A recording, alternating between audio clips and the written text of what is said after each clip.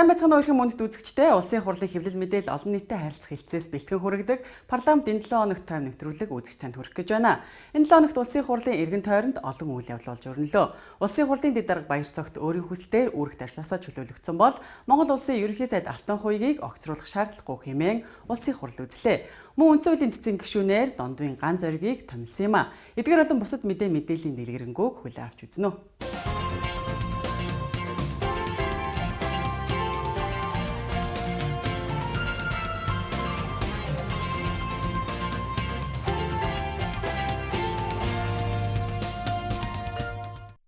Улсын хурлын чуулганы пүрэв гарагийн нэгдсэн хуралдаанаар улсын хурлын дэд дарга Баяр цогтыг өөрийнх нь хүсэлтээр үүрэгт ажиллаас нь чөлөөлөх асуудлыг хэлэлцэн. Дэд дарга асан Баяр цогт гадаадд байгуулсан компаниулан банкнд дахтаасны мэдээллээ хөрөнгө орлогын мэдүүлэгтээ тусгаагүй асуудлыг улсын хурлын ёс зүйн дэд хороогоор эхлээд хэлэлцүүлэх шаардлагыг зарим нэр бүхий гишүүд тавьсан юм а. Ёс зүйн дэд хороо дээрх гишүүдээс гарсан шаардлагыг хүлээн авч хэлэлцээд гаргасан санал дүгнэлтээ чуулганы хуралдаанд танилцууллаа. Улсын хурлын гишүүн Баяр цогт нь улсын хурлын гишүүний ёс зүйн дүрмийн 4-ийн 1 дахь заалтыг зөрчсөн ёс зүйн хариуцлага хүлээх үндслэл мөн болох тул түүнд хариуцлага хүлээх асуудлыг ёс зүйн дэд хорооны дүрмийн 9-ийн 1-ийн 3 дахь заалтын дагуу улсын хурлын нэгдсэн чуулганы хуралдаанаар хэлэлцүүлж шийдвэрлэх нь зүйтэй гэж ёс зүйн дэд хорооны хуралдаанд оролцсон гишүүдийн олонх нь үзлээ. Ёс зүйн дэд хороо холбогдох байгууллагад шилжүүлэхээр ийм шийдвэр гаргаагүй надад сонь санагдаж байна. Ёс зүйн дэд хороо бол ямар нэгэн сэтгэл хөдлөл субъектив дүгнэлтэд хөтлөгдөх биш. Аль болохоор байгаа дүрм журмынхаа хүрээнд, байгаа фактын хүрээнд бодиттой дүгнэлт гаргах ийм бичээл зүтгэл гаргасан. Ингэж ажиллах нь өөрөө ёс зүйтэй үйлдэл гэж ойлгож байгаа гэдгийг хэлмээр байна. Улсын хурлын дэд дарга асан Баяр цогт үүрэгт ажилласаа чөлөөлөгдөх хүсэлтээ энэ сарын 15-нд гаргасны дагуу өнгөрсөн 7 хоногийн чуулганы нэгдсэн хуралдаанаар хэлэлцэж эхэлсэн. Гэвч улсын хурал дахь Монгол Ардын хувьсгалт нам Монголын үндэсний ардчилсан намын шударгаас эвслийн бүлгээс завсарлага аваад байсан юм а. Тус эвслийн бүлэг Баяр цогтыг эхлээд ёс зүйн дэд хороогоор хэлэлцэх ёстой гэж үзэж байсан нь инхүү хангагджээ. Ёс зүйн хорооноос гаргасан санал дүгнэлтэнд улсын хурлын зарим гишүүд шүүмжилттэй хандаж байлаа. Улсын хурлын дэд дарга биш хүмүүс байвал ямар албан тушаал өгөх вэ? Байнгын дарга байвал байнгын дарга өгчих юм байна. Энэ жишгээр бол тэгж ойлголоо. Дэд хорон дарга байх юм бол дэд хорон дарга өгчих юм байна. Ёс зүйн асуудал нэгэнт яригдж байгаа учраас тухайн хүний асуудлыг чуулганд оруулж ирээд нийтээр 76 хүн дундаа ёс зүйн асуудлыг авч хэлэлцэх энэ дээр шүүмж, санал, бодол, асуулт хариулт явагдах нь өөрөө хариуцлагын нэг хэлбэр гэж харагдаж байна. Ёс зүйн хороо, за улсын хурлын дэгийн тухай хууль, за авилгалтай тэмцэх тухай хууль, нийтийн болон хувийн ашиг сонирхлын хуулиудыг ингээд хараад үзэх юм бол сануулгах, цалингийн тодорхой хувиар бууруулах ийм арга хэмжээнүүдийг бол улсын хурлын гишүүн авахар байгаа юм билий. Тийм учраас ийм хариуцлага хүлээлгэх ёстой юм байна. Гэхдээ улсын хурлын гишүүн улсын хурлын дэд даргийнхаа хувьд бол би энэс илүү ёс суртахууны хариуцлага хүлээж үлгэр дуурайл үзүүлэх ёстой гэсэн үднээс улсын хурлын дэд даргын үүрэгт ажиллаас чөлөөлж өгөөч гэсэн ийм хүсэлтийг бол гаргасан. Энэхүү улсын хурлын гишүүн Баяр цогтын үүрэгт ажилласаа чөлөөлөгдөх хүсэлтийг гишүүд хэлэлцсэний эцэст хуралдаанд оролцсон 64 гишүүний 56 буюу 87.5% дэмжиж улсын хурлын дэд даргын албан тушаалаас нь чөлөөллөө.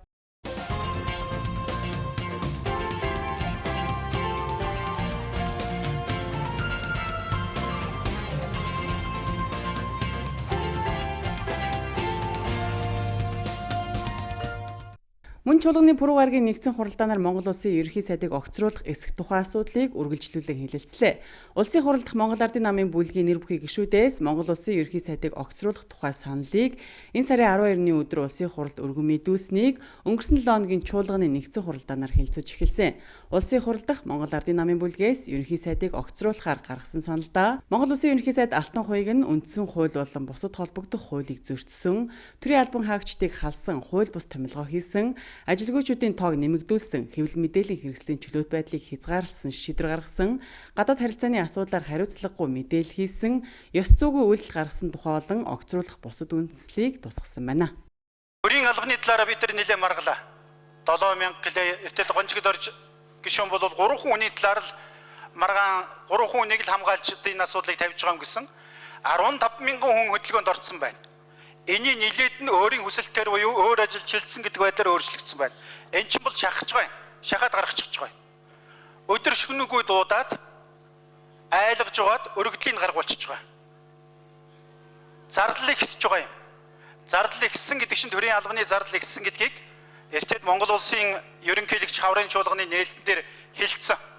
Улсын хурлын чуулганы үдээс хойш хуралдаан гишүүдийн саналаар үргэлжилсэн юм а. Мөн улсын хуралд гарч ирсэн намын бүлэг болон Монгол Ардын намын бүлгүүд саналаа хэллээ. Үүний дараа Монгол улсын ерөнхий сайд Алтан хуйг гишүүдэд хандан үг хэлсэн юм а. Амар ажиллаа ихсэн шинжлэлийн засгийн газар өвлийн хүнд ачааллыг амжилттай туулж анхны их бүтээн байгуулалтын гараанд ирэх энэ үед засгийн газрын тэргүүнийг огцруулах нийгэм эдийн засгийн алдаа гараагүй гэж үзэж байна. Гэвч засгийн газрын дотоод гадаад хөрөнгө оруулалтын таатай орчныг бүрдүүлэх, суур нөхцлүүдэд эрсдлээс хамгаалж, бодлого зохицуулалтын татвартай орчныг бий болгож, бизнесийг төрийн бодлогыг оролцоог бууруулах, зайлшгүй шаардлагатай дэд бүтцийн төслүүдийг санхүүжүүлэх, хөрөнгө оруулалтыг босгохын төлөө ажиллаж байгаа энэ хэсэгтэй үед Монгол Ардын нам улс төрийн өчүүхэн ашиг хонжоо хайж, хөрш орнуудын уламжлалт харилцаанд санаатай сэл суулгах гэсэн өөгүй орлого хийж байгаад арчилсан нам харамсаж байна.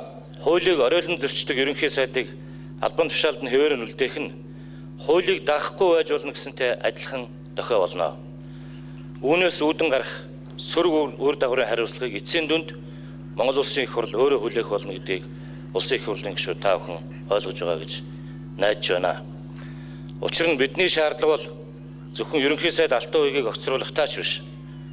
Ер нь хуулийн дор амьдрах нь энэ нийгмийн дээд зарчим гэдгийг итгэл үнэмшлээ болгосон хүнийг ерөнхий сайдаар ажилуулаач гэж олонход хандсан алхам юм аа. За 9 дэх үндэс нь бол 5 долгын тендер гэдэг юмыг Алтан хуйг гэдэг хүн хамаатан хүүхдэд өгөөд ялуулчихжээ гэж. Энэ бас үр үндэслэл ямар ч үндэслэл байхгүй юм аа гэдэг би та бүхэнд хэлье. Энэ дээр бол ямар нэгэн тендер тэнд болж байгааг надад мэдж байгаа ч юм байхгүй. Улс орон даяар бол өчнөө тендер болж байгаа. Энийг би энэ хүндэт тендерээс юу гэж хариуцлагатаар мэдэгдэж яах вэ гэхээр Алтан хуйг гэдэг хүний оролцоотой хийгдсэн ширхэгч байхгүй.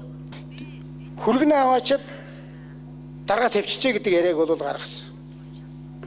Тодорхой зорилготой хүмүүс гаргасан. За тэгэхээр би энэ дөр 3 зүйл хэлнэ.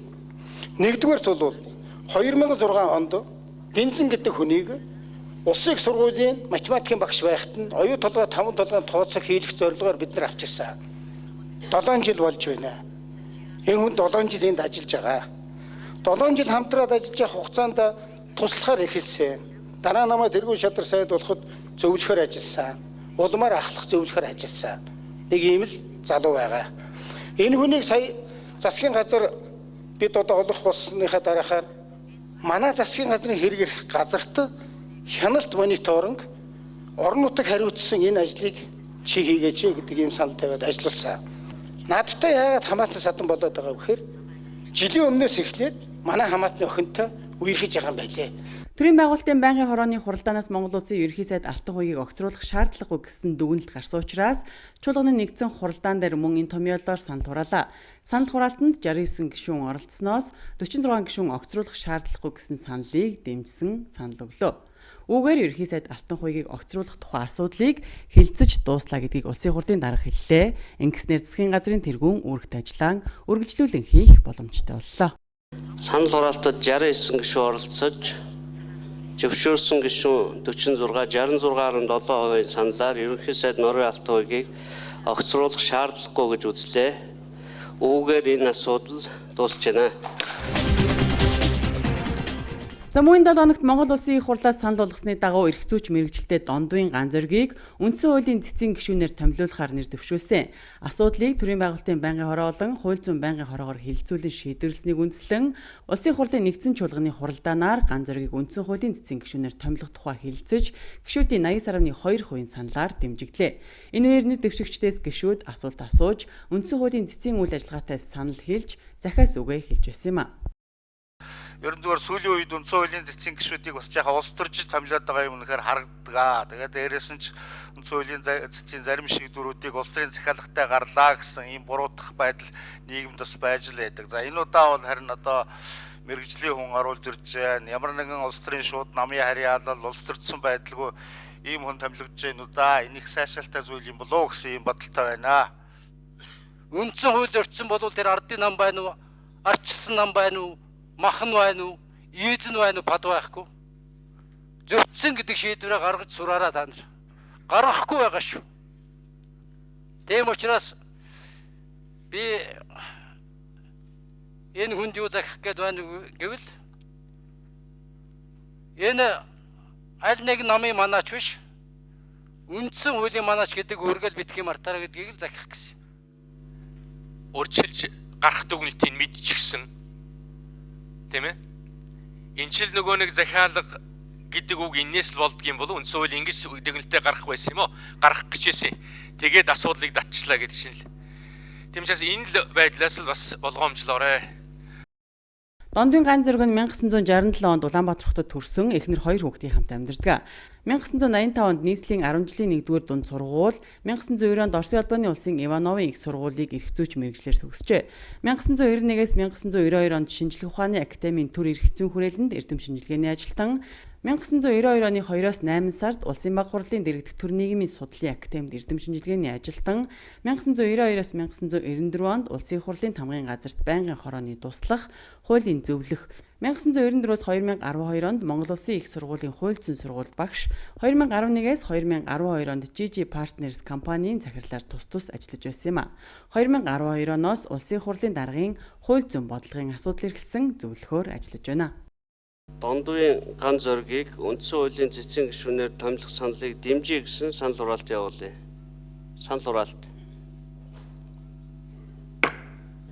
65 гишүүн оролцож 58 гишүүн зөвшөөрч 89.2% саналаар дондын ган зоригийг үндсэн хуулийн цэцэн гишүүнээр томилох санал дэмжигдэж байна. Үндсэн хуулийн цэцэн гишүүнээр томилогдсон ган зориг багшид баяр хүргээд ажлын амжилт хүсээд өөрөө чинь томилох явцад гишүүдээ хэлсэн үг байнгын хороон дээр болон чуулганы нэгдсэн хурлын дээр хэлсэн үгнүүдийг ажилдаа тооцож ажиллах, үндсэн хуулийн цэцэн цаашид улам сайжруулахад хөв нэмрээ оруулахыг өрөөгөөд сайн сайхан бүхний хүсэн өрөөё. Мөн энэ хуралдаанаар үндсэн хуулийн гишүүнээр 2007 онд томилогдсон 6 жил ажилласан Дөвөр Жувийн мөнх гэрлийг үүрэгт ажилласан чөлөөллөө. Энэ сарын 27-наас 29-ний өдрүүдэд буюу амралтын өдрүүдэд ардчилсан орнуудын хамтын нийгэмлэгийн сайд нарын 7-р баг хурал манай улсад анх удаага зохион байгуулагдах гэж байна. Тус хуралд 104 орны 1215 төлөөлөгч бүртгүүлээд байгаа. Үүнээс сайд, дэд сайдаас дээд түвшний төлөөлөгч илгээж байгаа орны тоо 50 орчим байна. Ерөнхийлөгч 1, дэд ерөнхийлөгч 2, ерөнхий сайд 1, шадар сайд 4 ирнэ. Бусдад төлөөлөгчд нь сайдын төвшний хүмүүс бөгөөд иргэний нийгмийн төлөөллүүд удирдлагад оролцсноо. Хуралдаанд олон улсын 20 байгууллагын төлөөлөгч удирдлагад оролцохоос нэгдсэн үндэсний байгууллагын ерөнхий нарийн бичгийн даргын орлогч, Женев дэх нэгдсэн үндэсний байгууллагын дарга тэргүүтээ нүүбийн төлөөлөгчдийг дурдж болохоор байна. Үүнтэй холбогдуулан гадаад харилцааны сайд болд, гадаад харилцааны яамны тусгай үүрэг гүйцэтгэгч элчин сайд Гамболд Бадрал, ерөнхийлөгчийн тамгын газрын олон нийтэд харилцах мэдээлэл боловсруулах албаны дарга Батбаяр, Улсын хурлын хэвлэл мэдээлэл олон нийтэд харилцах хэлтсийн дарга Инхтвянаар сэтгүүлчдэд мэдээлэл хийсэн. Нийслэлийн удирдлагууд, нийслэлийн байгууллагууд, нийслэлийн иргэдтэй бол шинжилгэлийн талхад дэвшүүлэх ёстой. Тэгэхээр одоо Монгол улсынхаа нэр хүндийг өндөр өргөж энэхүү Монголын түүхэнд болж байгаа олон улсын хамгийн өргөн оролцоотой томоохон хурлын арга хэмжээг бол одоо талархан хүлээж авч бүх талаар дэмжиж оролцож сэтгэлийг бол сайтар базааж байгаад бол нийслэлчүүдтэй бас нийслэлийн байгууллагуудаа талхад дэвшүүлэх нь зүйтэй. Тэгэхээр 20 гаруй орны парламент одоо төлөөлөл ирнэ гэсэн ийм анхан шатны мэдээлэл байгаа. Тэгэхээр Бэм гарагийн 27 оны Бэм гарагийн 11:30-аас 13 цагийн хооронд одоо төрийн орчны Б танхимд парламентчдын чуулга уулзалт болно. За ер нь одоо салбар хуралдаанууд одоо иргэний нийгмийн чуулга уулзалт, эмэгтэйчүүдийн чуулга уулзалт, залуучуудын чуулга уулзалт, бизнесийн чуулга уулзалт, за удирдах энэ ардчилсан орнуудын хамтын нийгэмлэгийн орнуудын удирдах зөвлөлийн хуралдаан, за мөн одоо сая хэлсэн Нобелийн шагналт одоо дэлхийд нэртэй юм 2 эмэгтэй ирж байгаа. Энэ хүмүүсийн одоо лекц байгаа. Тэгэхээр энэ салбар хуралдаануудад бас манай хэвлэл мэдээллийн байгууллагуудаас анхаарлаа хандуулж энэ дээр одоо яригдж байгаа мэдээж одоо бас хөгжлийн загварын талаарх одонд одоо санаа оноонууд ярилцах багт энэ дээр бас анхаарлаа хандуулах байхаа гэж бодож байна. Тэгээд Баг хурлын ажиллагаа дэлхийн олон нийтийн анхаарлын төвд байгааг зохион байгуулагчид онцолсон хурлын үйл ажиллагааг сурвалжлахаар гадаадын хэвлэл мэдээллийн 50 гаруй байгууллага мэдүүлгээ авчээ. Мөн дотоодын хэвлэл мэдээллийн 200 гаруй байгууллага бүртгүүлсэн байна. Хурлын үйл ажиллагааг зохион байгуулах ажлын хүрээнд энэ сарын 27-оос 29-ний өдрүүдэд тээврийн хэрэгслийн хөдөлгөөний дугаараар хязгаарлалт хийгдэж байна. Мөн энэ өдрүүдэд томоохон худалдааны төвүүдийн ажиллах цагийн хуваарьт өөрчлөлт оруулсан бөгөөд ихэнх үзэр үйлчилгээний газрууд, бар, рестораны ажиллах цагийн хуваарьт өөрчлөлт орохгүй юм а. Энэ 7 хоногт улс төрийн хүрээнд өрнсөн үйл явдлуудыг онцлон хүргэлээ. Бусад мэдээллийг давчханаар хүргье.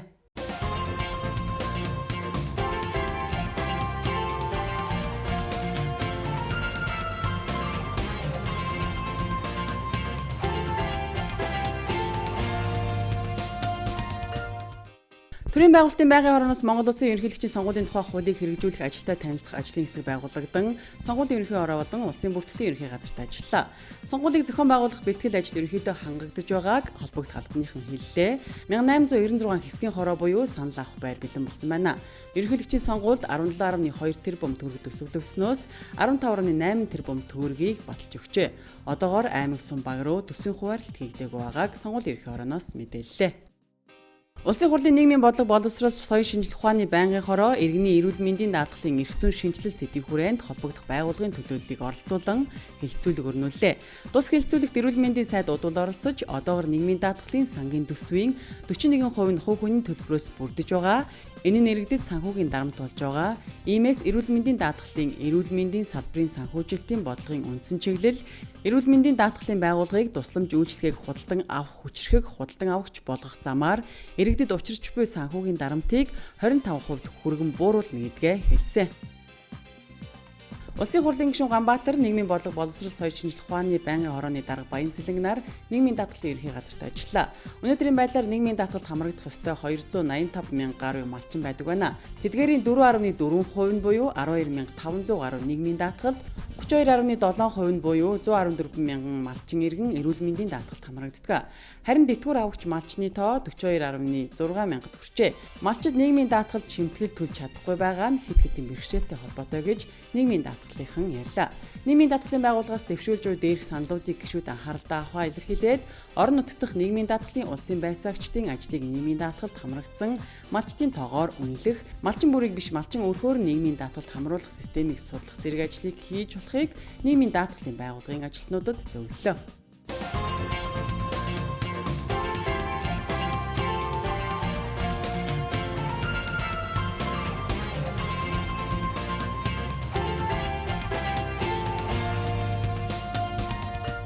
Энэ удаагийн хууль санаачлагч Буланд улсын хурлын гишүүн хууль зүйн сайд Тэмүүжи оролцож байна. Тэрээр Монгол улсын хууль тогтоомжуудыг 2016 он хүртэл боловсронгуй болгох үндсэн чиглэлийг батлах тухай, мөн хохирлыг эргэн төлөгдөх нөхцөлтэйгээр барагдуулах тухай хуулийн төслүүдэд өөрчлөлт оруулахаар улсын хурлын даргын хуралдад өргөн барьлаа.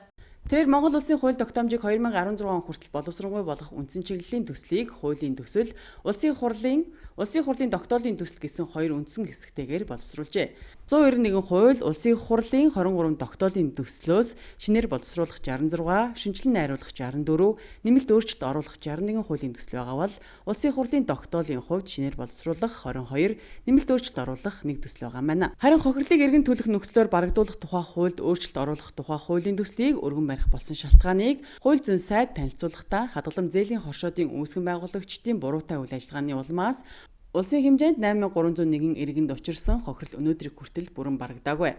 Хохирлыг эргэн төлөх нөхцлөөр барагдуулах тухай хууль нь иргэний хууль, шүүгэн шийдвэр гүйцэтгэх тухай хуулиудтай зөрчилдөж байгаа гэлээ. Хохирлыг яаж барагдуулах вэ асуулыг хөндөж байна. Тэгээ энэ хохирлыг барагдуулахын тулд эхний ээлжийн хохирол барагдуулах тухай хуулинд бол өөрчлөлт оруулах шаардлага гарч байгаа маа. Тэгээд энэ хуулийг бол энэ хүрээнд өргөн барьж байна. Зүйл зал нэмэгдэж орж ирэх үйл ажиллагаа өөрчлөгдөж байгаа. Зүйл залтын өөрчлөгдөж байгаа нэг зүйл нь бол юу вэ гэхээр 50%-ийн төр гаргаад эрен төлөвлөлт нөхцөлөөр гаргацсан шүү дээ. Тэгээд энэ удаа эрен төлөвлөлт нөхцөлийн төр зогсоогоод энэ зарж борлуулж байгаа эд хөрөнгүүдийг буцаа хохирчдод нь олох асуудлыг биднээс шийдэх хэрэгтэй байна. Яг бол төрийн албаагчтай буруутай үйл ажиллагааны хариуцлагаас төр үүрэх хэрэгтэй байна. Гэхдээ энэ хөрөнгө буцаж төсд орж ирэх хэрэгтэй. Тэр нь хинээс орж ирэх хэрэгтэй гэхээр хууль зөрчиж, эд хөрөнгийг үнгүүдүүлж, танил тал найз нөхдийнхөө өөрөнд борлуулсан зарсан эсвэл энэ лицензүүдийг үнгүүдүүлэх бол өөр хин нэгэн шилжүүлсэн энэ нөхдүүд дээр хариуцлага тооцоод энэ нөхдүүдээс буцааж төр мөнгө олж авах хэрэгтэй гэдгийг зохицуулт руу шийдэж байна да. Иймээс хууль зүйн сайдын 2012 оны 10 дугаар сарын 24-ний өдрийн А47 тоо тушаалаар байгуулагдсан ажлын хэсгээс ирүүлсэн санал дүгнэлтийг үндэслэн хохирлыг эргэн төлөх нөхцлөөр барагдуулах тухай хуульд өөрчлөлт оруулах тухай хуулийн төслийг боловсруулж засгийн газрын хуралдаанаар хилцэн шийдвэрлэсний дагуу улсын хуралд өргөн мэдүүлж байгаа юм байна. Энэ удаагийн дугаарыг улсын хурлын хэвлэл мэдээлэл олон нийтэд харилцах хэлтсийн сэтгүүлч Чанслан Ямины бие бэлтгэн хүргэлээ. Бидний бэлтгэсэн нэвтрүүлэг өгөр өндөрлөж байна. Дараагийн дугаараар дахин уулзлаа. Түр баяртай үзэгчтэй.